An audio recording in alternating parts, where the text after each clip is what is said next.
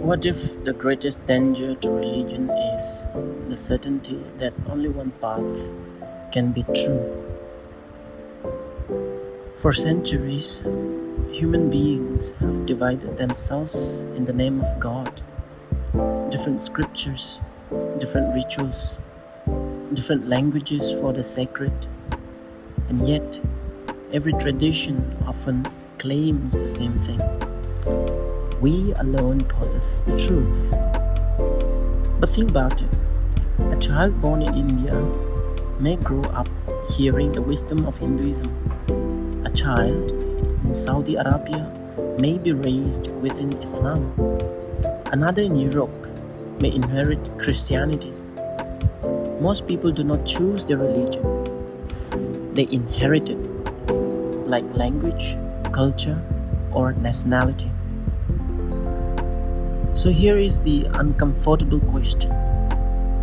If salvation depends entirely on belonging to the correct religion, then was truth really discovered or merely inherited by accident of birth?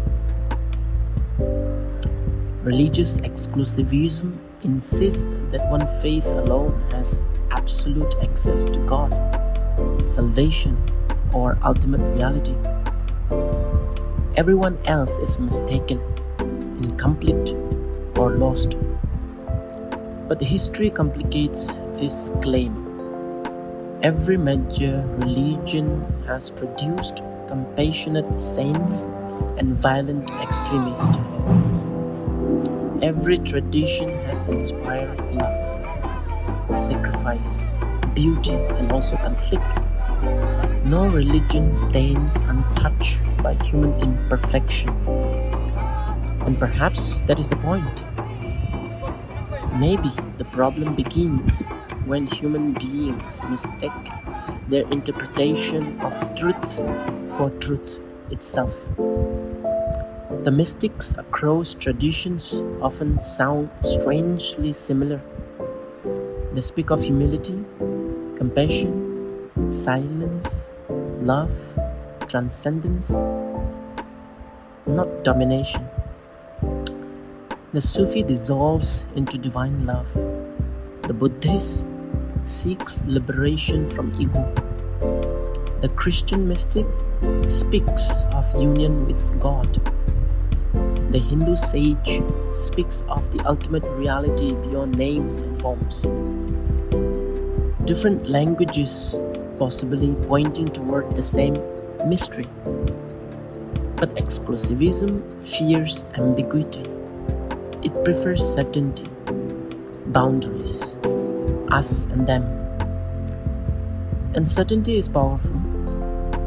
It gives identity, community, purpose. But it can also create division. Because once someone believes they alone possess divine truth, this agreement no longer feels intellectual. It feels sinful. And history shows what happens when certainty becomes sacred. Wars, persecution, forced conversions.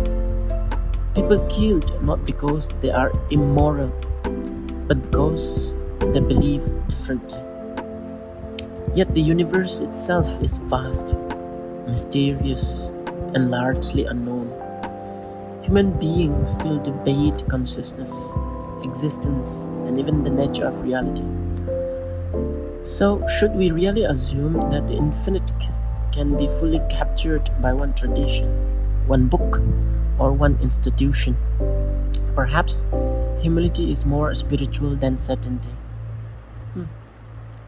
Perhaps religion was never meant to build walls between humanity, but windows through which humanity looks toward the transcendent.